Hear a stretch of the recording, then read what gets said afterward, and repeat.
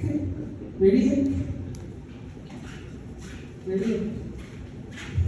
पहले से सो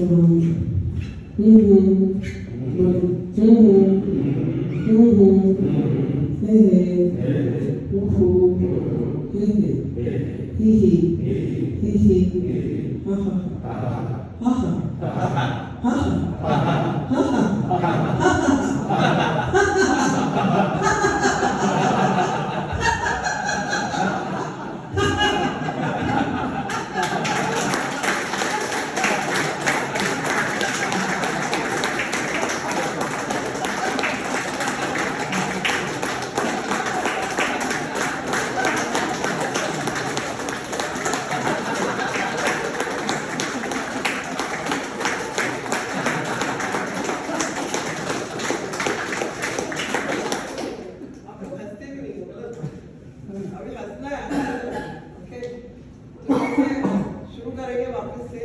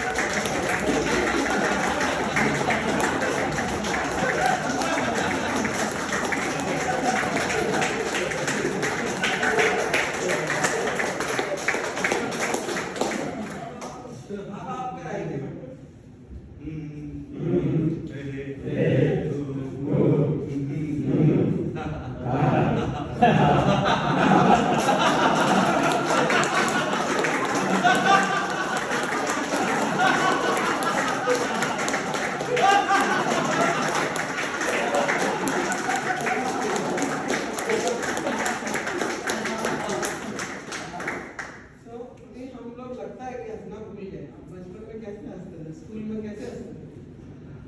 कैसे कितना बढ़िया हंसते है ना, बिना बात के हंसते, कोई बात भी नहीं फिर भी हंसते। क्यों भाई, आप लोग तो छोटे हो तो हंसते क्यों नहीं हो? वहां पे जिस बात पे हंसी आ जाती थी, किसी भी बात पे आती थी, कोई बात होती भी नहीं थी फिर भी आती। बागला साहब को याद करके हंस लो।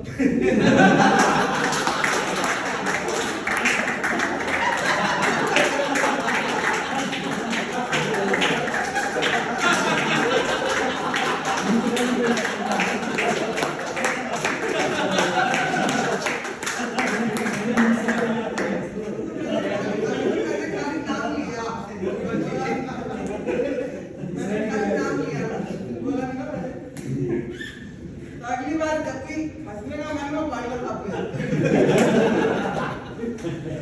ठीक है कि नहीं? तो मिश्रा जी को नहीं तो मिश्रा जी कौन है? मिश्रा जी नहीं है वहाँ, तो उनको ही याद करके मिश्रा जी की मैंने देखा नहीं, कि देखना पड़ेगा। मिश्रा वो देखना पड़ेगा, शेयर में मिश्रा। अच्छा, तो मिश्रा जी को सब जानते हैं? नहीं देखो ऐसा है, जिसको सब जानते हैं ना, मैं उसी को देख के हंसी आएगा, तो बागला साहब को याद करके हंसी आएगा। चलिए अपने लिए ताली बजा दीजिए।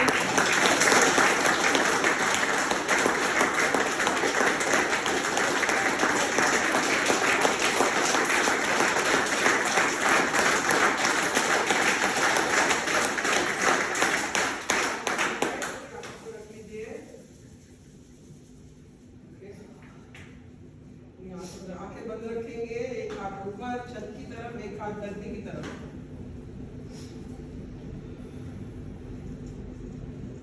अपने पैरों को इस धरती से जुड़ा हुआ महसूस करिए और देखिए कि आकाश से दुआएं, आपके फोर फादर, आपकी फैमिली का प्यार, दुआएं, ईश्वर की इच्छा और ईश्वर की दुआएं आपके हाथों से आपके शरीर में जाते हुए, पूरे शरीर को ठीक करते हुए जमीन में डालिए।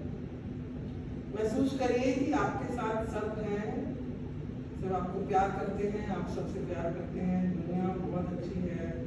शुक्रिया करें इस धरती का, जिस धरती पे आप खड़े हैं, नाइजीरिया का, नाइजीरियन के लोगों इतना प्यार मिलता है आपको, शुक्रिया करें इस यहाँ के लोगों का जिससे आपको खाना और घर परिवार बना हुआ है, अच्छा चल रहा है। धरती पे खड़े हैं आप, महसूस करें पेड़ जैसे महसूस करें खुद को, जड़ें आपके शरीर से जमीन में गई हुई है एकदम स्ट्रॉन्ग। अपना हाथ दूसरा भी नीचे कर लीजिए, दोनों हाथ जमीन की तरफ।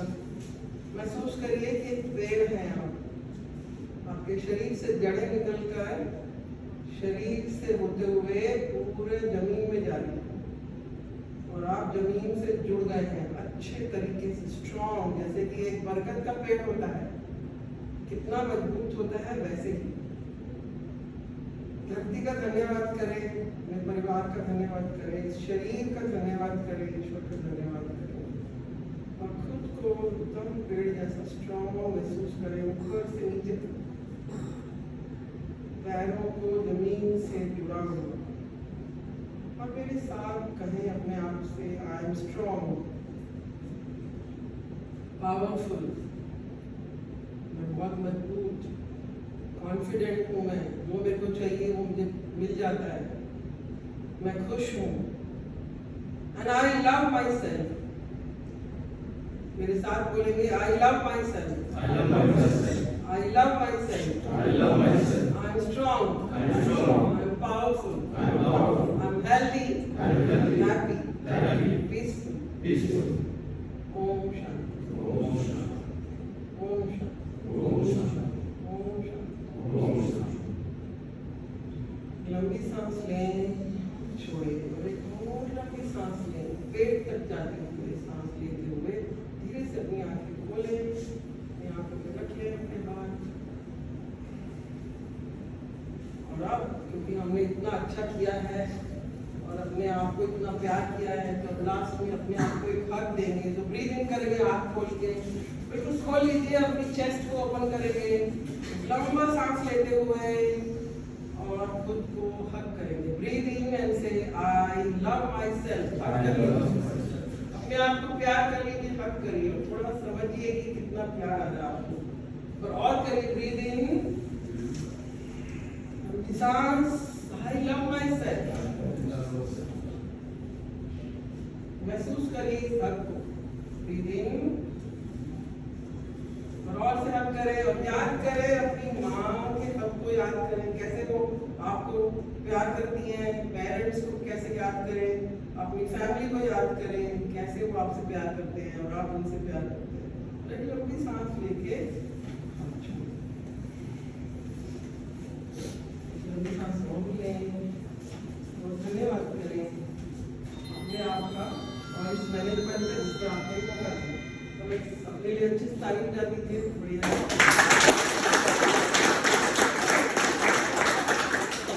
वर्कशॉप को अगर आप ज़्यादा एंजॉय करना चाहते हैं तो अपना फोन साइलेंट में रखेंगे और फोन को नहीं देखेंगे, कुछ नहीं होने वाला एक दिन में।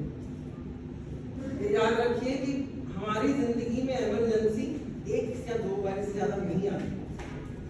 ये जो ईश्वर है ना, ये हमारा इतना ख्याल रखते हैं कि वो हमें परेशान करना ही नहीं चाहते।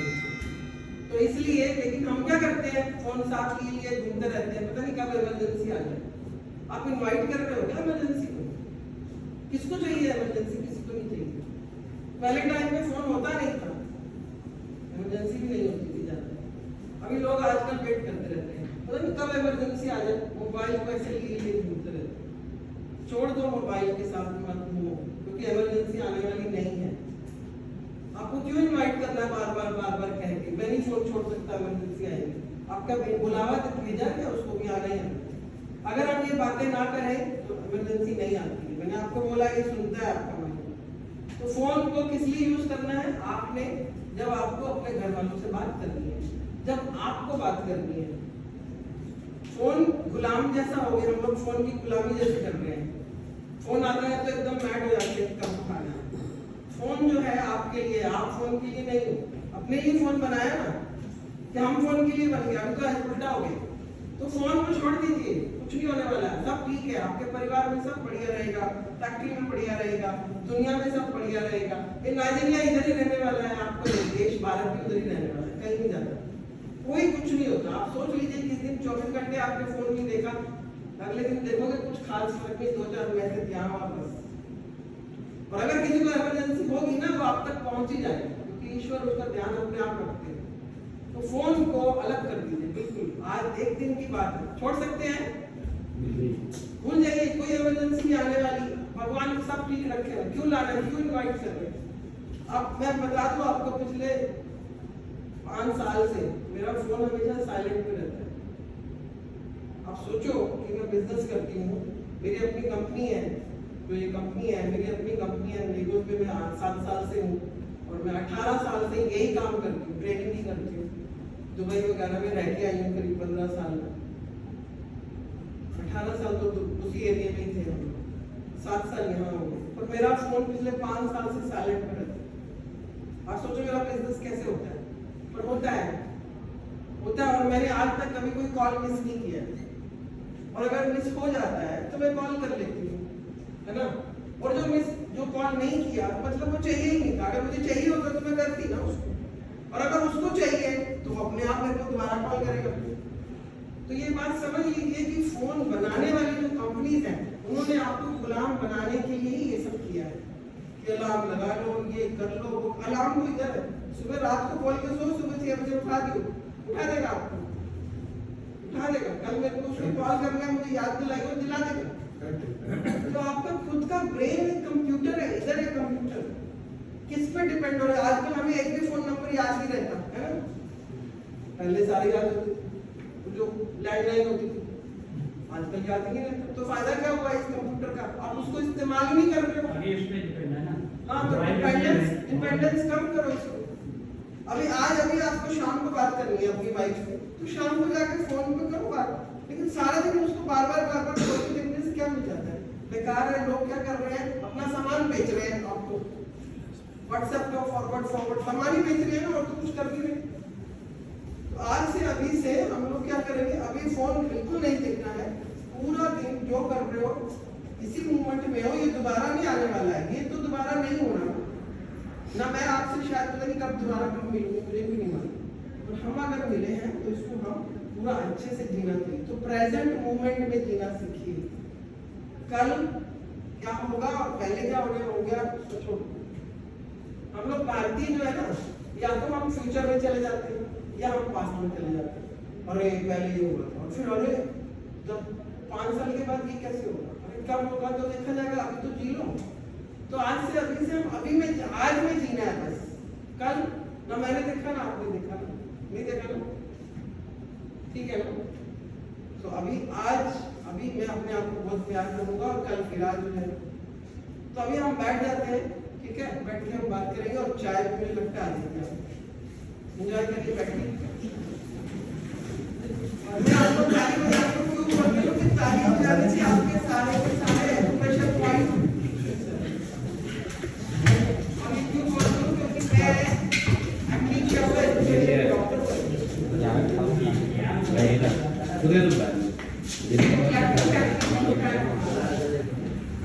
ये सारे पॉइंट यहाँ पर है। पूरे हाथ में ना आपका शरीर, ये टांगे हैं, ये हाथ है आपका, सब इधर ही है। तो जब हम पानी पिलाते हैं तो हमें फायदा होता है। कभी भी अगर कमर में दर्द हो ना, तो इसका जो बीच का पोर्शन है ना, ये आपकी बैक होती है, बैक बोन, तो इसको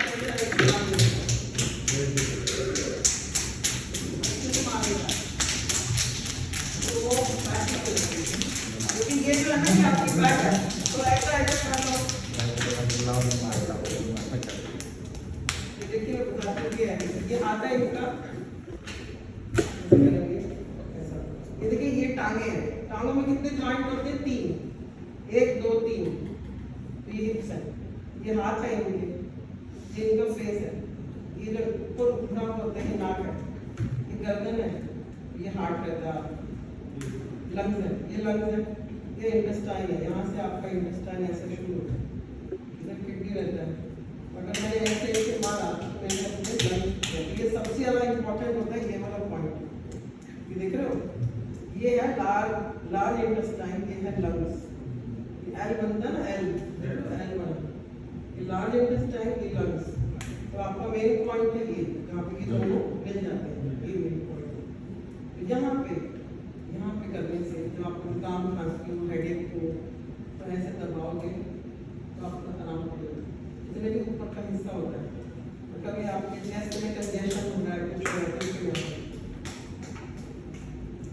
ये जाने दर्द है, दर्द है, बीबी का पॉइंट लग रहा है, समझ में आ रही है, तो इसको रोज ऐसा दबाना है तो आराम हो जाएगा। और फिर अगर बैक में पेन है तो ये आपकी टांगे है ना, देखिए ये आपकी टांगे है ना दोनों, तो इसके बीच का हिस्सा ये बैक है, जैसे लगता है इसको ऐसा दबाने का, और ये तो ऐसा नहीं ना, नहीं है ना, फुल ले लिया तो यहाँ पे ये जो है ना, ये है आपका बैक में पॉइंट, तो इसको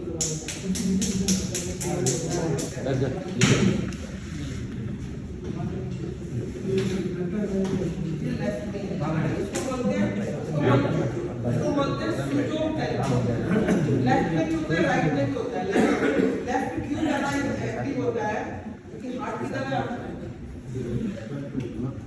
अगर काम हुआ तो नहीं सब चीजों हर एक चीज के लिए आपका लेफ्ट साइड ज्यादा इम्पोर्टेंट होता है, क्योंकि यहाँ पे हार्ट वाइटल ऑर्गन क्या है, हार्ट है ना, ऑक्सीजन कहाँ से आती है, वहीं से आता है, ब्लड वहीं से आता है। तो हर चीज में अगर लेफ्ट साइड में ट्रीट करते हैं तो जल्दी इफेक्ट होता है, जल्दी ठीक होता है। कोई भी चीज में अगर डॉक्टर लोग की शुरुआत लेफ्ट से करते हैं क्योंकि उससे इफेक्ट जल्दी आ जाता है, क्योंकि आपका रास्ता छोटा है ना, देखो एक तो हुआ यहाँ पे नस जल्दी से यहाँ पहुंच गई, अब इधर से घूम के यहाँ जाएगी तो लंबा रास्ता है, इधर से पहुंचा, इधर दिया फट से आ जाता।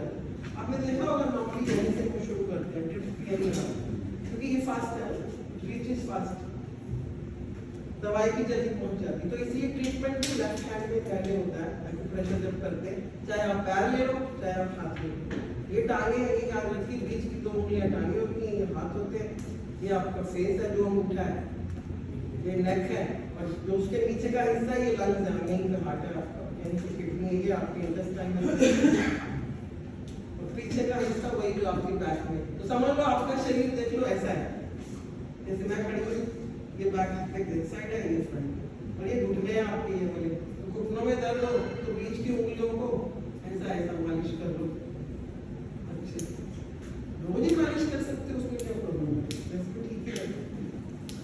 मैं ऐसे नहीं बोल रही हूँ क्योंकि मैंने एमडी किया हुआ है, उसमें प्रेशर भी किया हुआ है, सुजोग थेरेपी भी किया हुआ है, एलोकुलर थेरेपी होती है जो आपके कान का पूरा शरीर आपके कान में होता है, अगर आपको ना पता हो पूरा आपका शरीर आपके कान में है। और सुजोग ऐसे कैसे होता है, आपको मालूम है बच्चा कैसे बैठा रहता है यूट्रस में, बच्चा जब अंदर होता है पेट के कैसे बैठा रहता है, सर नीचे होता है और ऐसे करके टांगे ऊपर करते हैं। तो अगर आप कान की शेप देखते हो, देखिए ये जो है ना बिल्कुल वही शेप, उसी शेप में, मतलब सर नीचे है, देखिए बिल्कुल ऐसी शेप है उसकी, ऐसा सर है और ऐसे घूम के टांगे आ जाती है।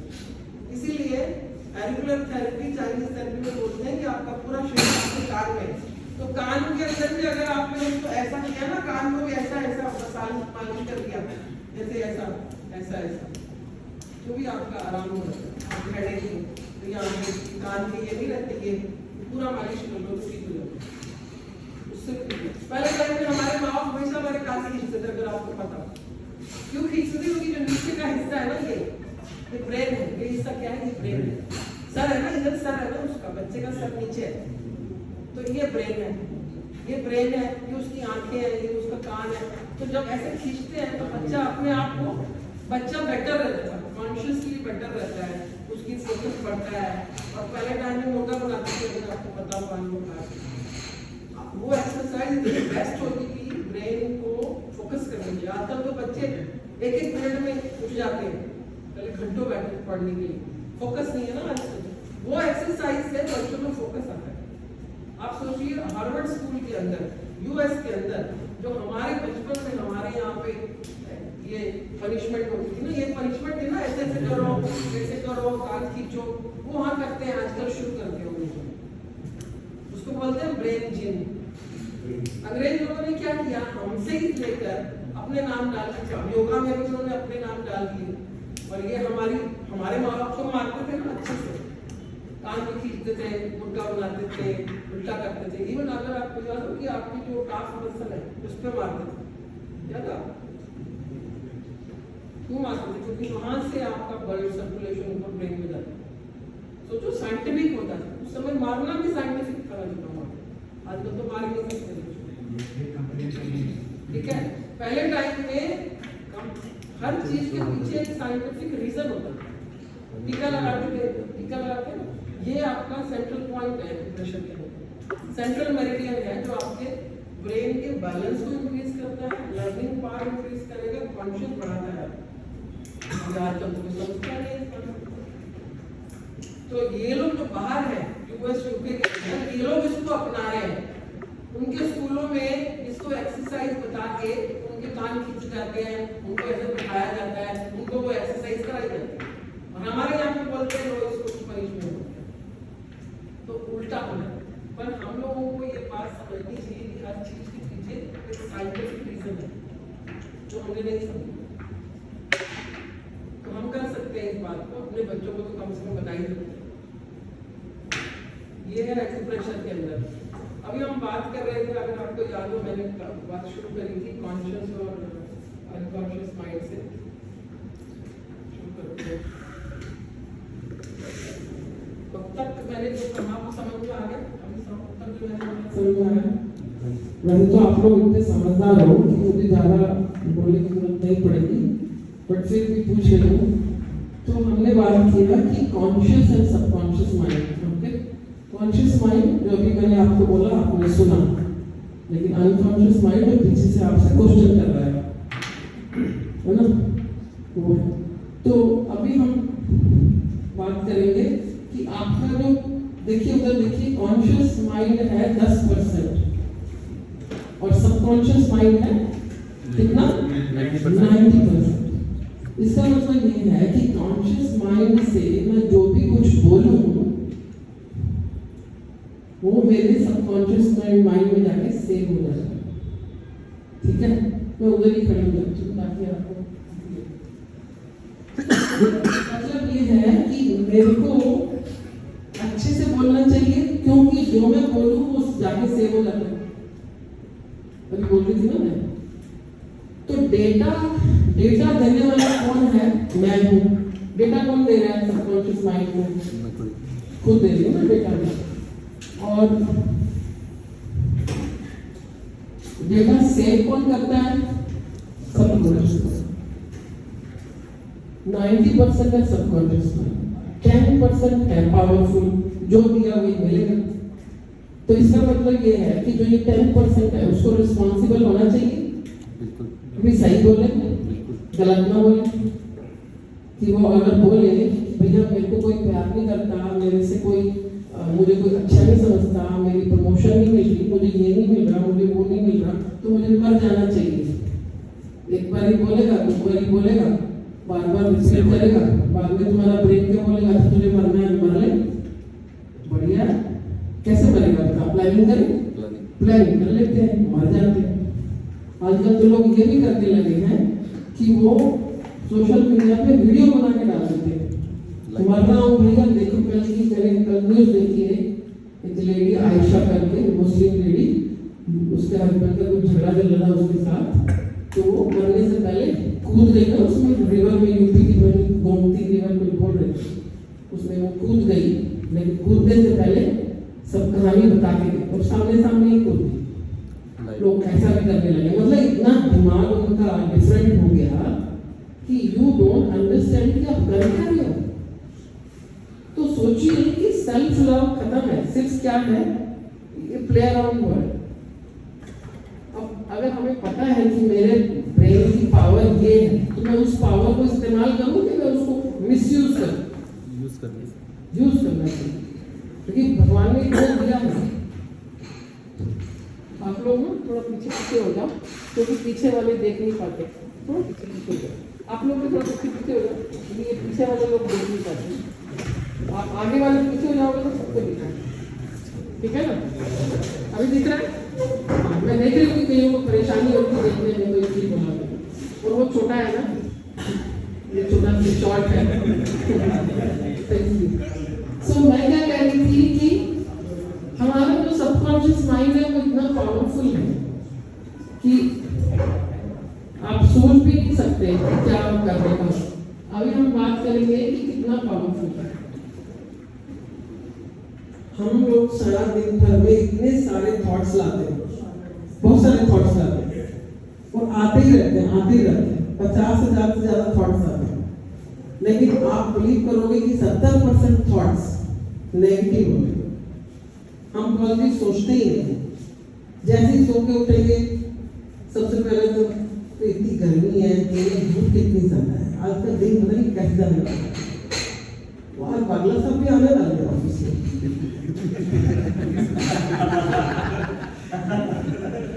आने वाले हैं ना आज तो। ओहो, तो सुबह सुबह ही हम जब बिस्तर से उठते हैं तो हम गलत ही बात करते हैं, गलत ही बोलते हैं। सोचिए, उठते गलत बोलते हैं। अगर हम ये बोले कि भैया क्या बढ़िया दिन है, भैया मैं तो बेस्ट हूँ, इतना बढ़िया लग रहा है, मजा आ रहा है, आज तो जाके एकदम खाना एकदम बढ़िया मिलेगा, खाने में भी गलती निकालते हैं। गए इधर देखा आलू डाल दिए, बस दाल बन जाता है। क्या कर रहा है ये आदमी, से बेकार आदमी जो बना रहा है। आपने क्या किया है, जो भी कुछ बोला है इसने सुना है।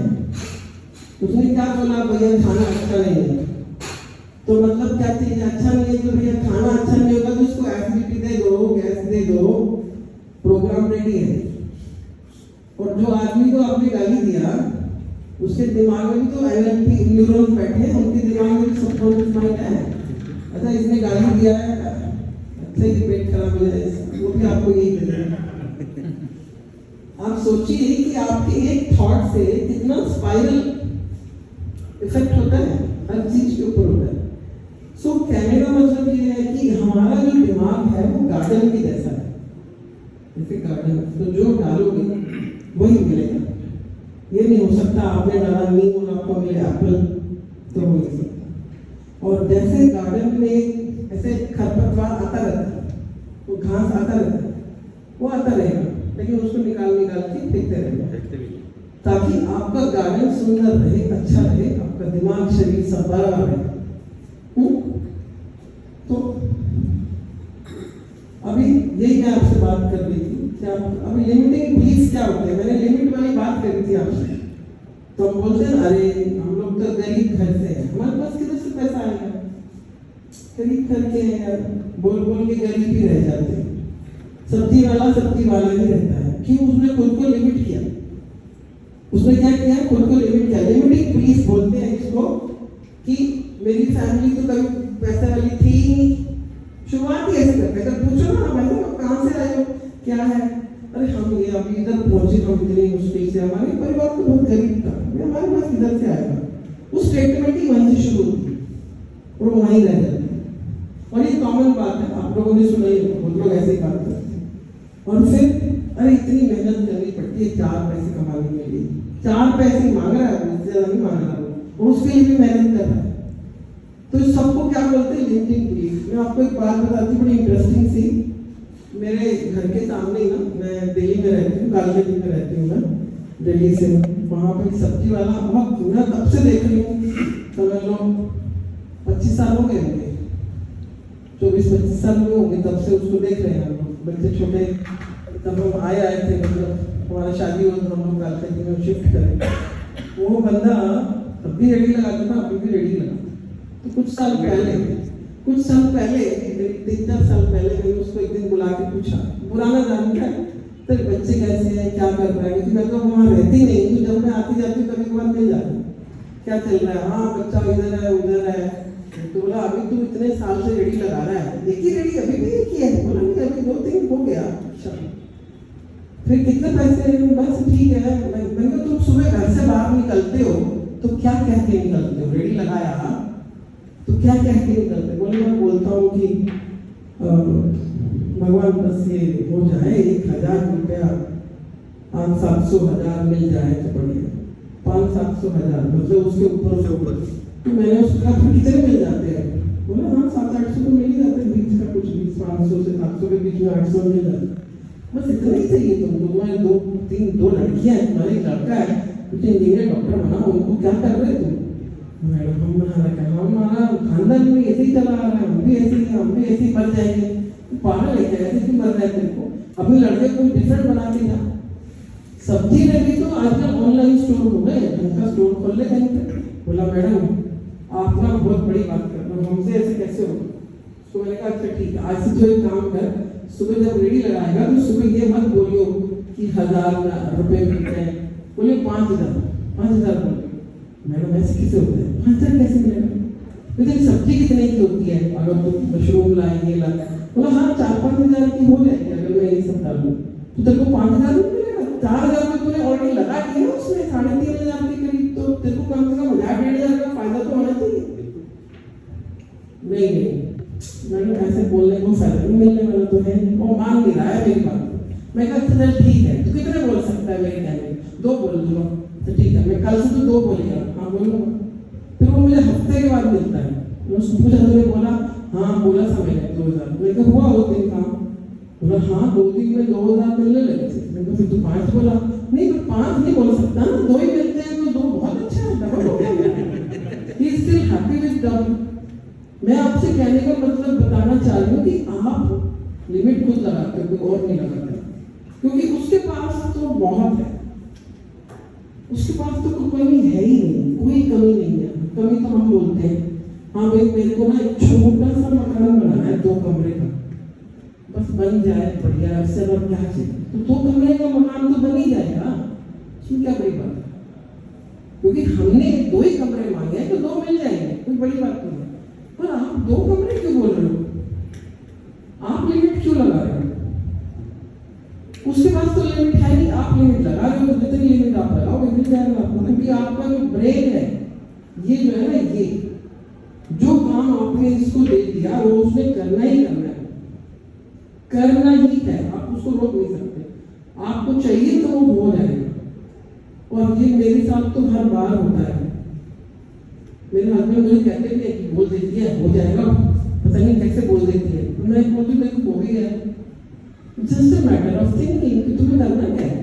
तुम्हें कुछ नहीं करना है, मजे करना है, खाना पीना है, अपना ख्याल रखना है, बाकी तो काम उस पर छोड़ दो। हमारे पेरेंट्स बचपन में, आपके माँ बाप भी बोलते होंगे, आपके पेरेंट्स भी कहते होंगे कि भगवान को छोड़ो, पर हम कभी छोड़ते हैं क्या? पकड़ लेते, मैं ही करूँगा, मैं ही करूँगा। वैसे करने वाले आप हो नहीं, सिर्फ और सिर्फ आपका ब्रेन आपको हेल्प करेगा। मुझे अगर बिजनेस यहाँ पे लगाना था, 7 साल हुए मुझे यहाँ पे, 7 साल में मेरा बिजनेस जो है अच्छा चल रहा है।